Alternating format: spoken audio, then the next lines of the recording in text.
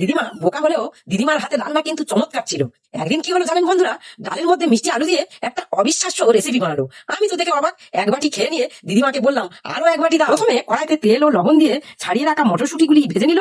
তারপর ওই কড়াইতে কিছুটা মুগ ডাল ও মসুর ডাল ভেজে নিয়ে তার উপর পরিমাণ মতো জল ও স্বাদ মতো লবণ, হলুদ গুঁড়ো ও কেটে রাখা রাঙা আলুগুলো দিয়ে ঢাকা দিয়ে দিল।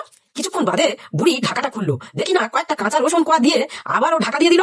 5 মিনিট পর বুড়ি আবার ঢাকাটা খুললো। আমি ভাবলাম বুড়ি কি করছে, একটা হাতা দিয়ে বুড়ি রাঙা আলুগুলো ভেঙে দিল এবং সেই হাতা দিয়ে ডালগুলো ঘেটে ভেজে রাখা মটরশুঁটি ও পরিমাণ মতো জল দিয়ে খুন্তি ঘুরিয়ে ফিরিয়ে ঢেলে নিল। তারপর বুড়ি দেখি কড়া ধুয়ে ওই কড়াইতে অল্প তেল, শুকনো লঙ্কা, পাঁচফোড়ন ও কিছুটা কারি পাতা ও চেরা করা কাঁচা লঙ্কা, পেঁয়াজ কুচি দিয়ে একটু নেড়ে চেড়ে কেটে রাখা পাকা টমেটো ও অল্প লবণ, পেস্ট করা জিরে, ধনে, আদা ও গোলমরিচ এবং মিষ্টি আলুর ডালটা দিয়ে কিছুক্ষণ অপেক্ষা করল। কিছুক্ষণ পর খুন্তি দিয়ে রসুন কোয়াগুলি ভেঙে দিল এবং ধনে পাতা কুচি ও গরম মশলার গুঁড়ো দিয়ে ফুটে উঠলেই নামিয়ে নিল। ওই রেসিপিটা আজকে আমাদের বাড়িতে বানালাম, আমি আর আমার ছেলে খেলাম। আপনাদের আজকে আমাদের বাড়িতে নিমন্ত্রণ রইল। এ দেখি তো একবার।